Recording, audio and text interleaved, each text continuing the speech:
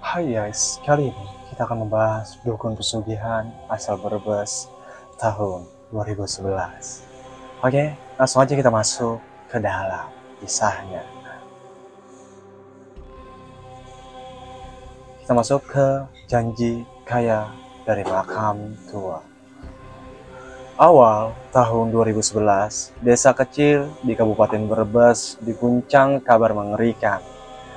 Seorang dukun bernama Rasiman, berusia 52 tahun ditangkap karena membunuh seorang warga dengan alasan ritual pesugihan. Sebelum kejadian, Rasiman dikenal sebagai orang yang berilmu. Ia sering diminta warga untuk mencari barang hilang, mengobati penyakit, bahkan membantu urusan ekonomi. Ia tinggal di rumah sederhana di tepi sawah, tapi banyak yang percaya bahwa Rasiman punya pembimbing gaib yang bisa mendatangkan rezeki mendadak. Korban pertamanya adalah Kasan berusia 38 tahun, buruh dari serabutan dari desa tetangga.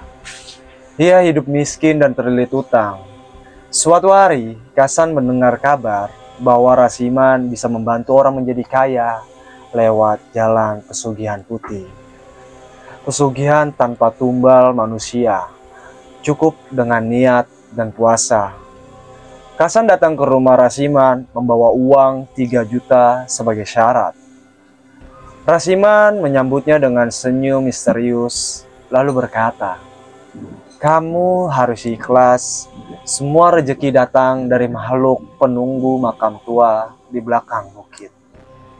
Kalau kamu mau jadi kaya, kamu harus rela memberi sesaji hidup, tapi bukan manusia, hanya darah ayam."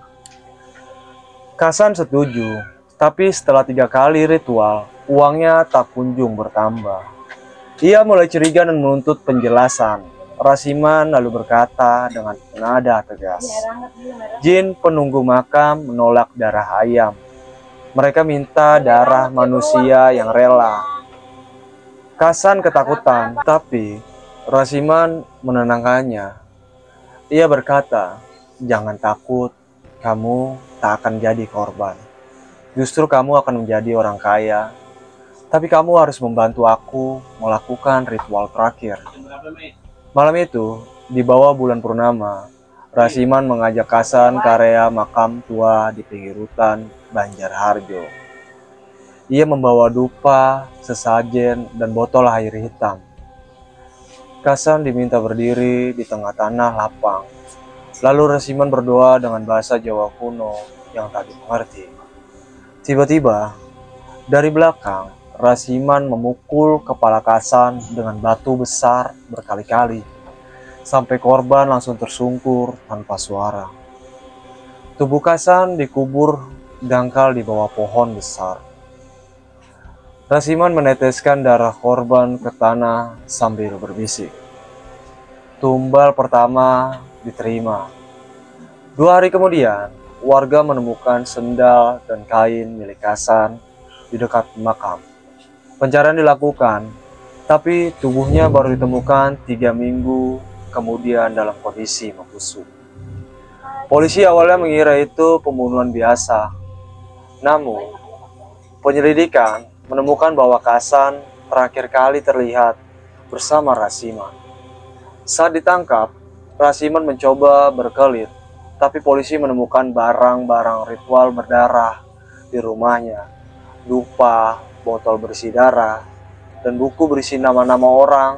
Salah satunya tertulis Kasan, tumbal awal. Kita masuk ke ritual tumbal dan pengakuan mengerikan. Dalam pemeriksaan, Rasiman akhirnya mengaku. Ia mengatakan bahwa dirinya diperintah oleh jin bernama Mbah Suro untuk memberikan 3 tumbal manusia agar bisa mendapatkan kekayaan tanpa batas. Menurut pengakuannya, setelah membunuh Kasan, ia mulai merasakan petanda kekuatan, sering bermimpi didatangi sosok hitam yang menjanjikan emas dan juga uang. Namun, kekayaan yang dijanjikan tak kunjung datang. Ia pun mencari tumbal kedua.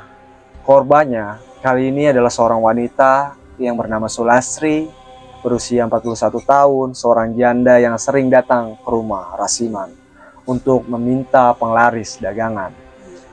Sulastri diberi minuman herbal oleh Rasiman yang tercampur oleh racun sianida.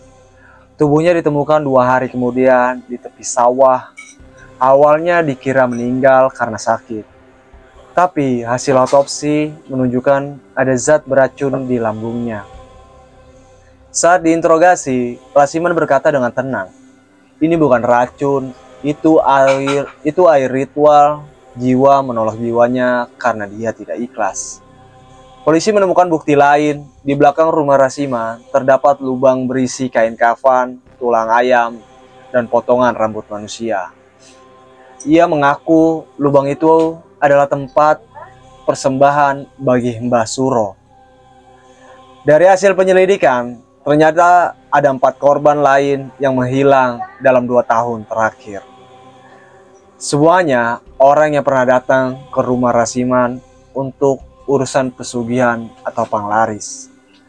Rasiman percaya setiap kali seseorang mati dalam keadaan ritualnya, penunggu gaib akan menggandakan uangnya. Namun, uang yang ia dapat hanyalah hasil menipu para korban sebelum dibunuh. Ia berkata kepada penyidik, "Saya tidak jahat, saya cuma menjalankan perintah. Mereka minta kaya, saya bantu lewat cara leluhur." Ketika penyidik bertanya bagaimana ia bisa tega membunuh orang yang mempercayainya, Rasiman menjawab, "Yang mati tidak benar-benar mati. Mereka jadi penjaga kekayaan saya di dunia gaib." Oke, kita masuk ke hukuman dan akhir yang menggentarkan. Setelah proses penyidikan panjang, Rasiman diadili di Pengadilan Negeri Brebes pada akhir 2012. Jaksa menuntut hukuman mati karena dianggap melakukan pembunuhan berencana dan menyesatkan banyak orang dengan praktik perdukunan. Dalam persidangan, suasana tegang. Rasiman tetap tenang dan berkata kepada hakim, "Saya siap mati karena Mbah Suro sudah janji. Kalau saya mati di dunia, saya akan bangun kaya di dunia lain." Beberapa saksi dari desa bersaksi bahwa sebelum ditangkap, Rasiman sering menggelar ritual di tengah malam. Dari rumahnya terdengar suara orang menangis, bau kemenyan menyengat, dan ayam berkokok 3 kali berturut-turut. Warga juga bercerita, setiap kali ada orang meninggal, Rasiman selalu menghilang dari rumahnya selama 3 hari. Hakim akhirnya menjatuhkan vonis hukuman mati kepada Rasiman. Namun, sebelum vonis dijatuhkan, Rasiman sempat tertawa kecil di ruang sidang dan berkata, "Kalian pikir aku kalah? Kalian akan lihat sendiri nanti. Rezeki kalian hilang satu persatu." Setelah vonis dibacakan, beberapa petugas lapas melaporkan kejadian aneh. Pada malam pertama, Rasiman ditahan. Listrik blok penjara padam mendadak, dan 2 tahanan lain mengaku mendengar suara Rasiman menggumam mantra di dalam selnya. Beberapa hari kemudian, Rasiman jatuh sakit tanpa sebab medis yang jelas. Ia sempat dilarikan ke rumah sakit, lalu meninggal dunia tepat pada malam Jumat Kliwon. Yang membuat warga geger, malam setelah kematian Rasiman, makam tempat ia dikubur mengeluarkan bau busuk yang menyengat, dan tanah di sekelilingnya seperti bergoyang halus, seolah sesuatu di dalamnya masih bergerak.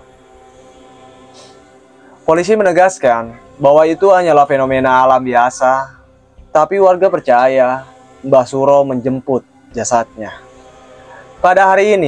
Sampai hari ini, rumah Rasiman di Brebes masih berdiri, kosong dan tak berpenghuni.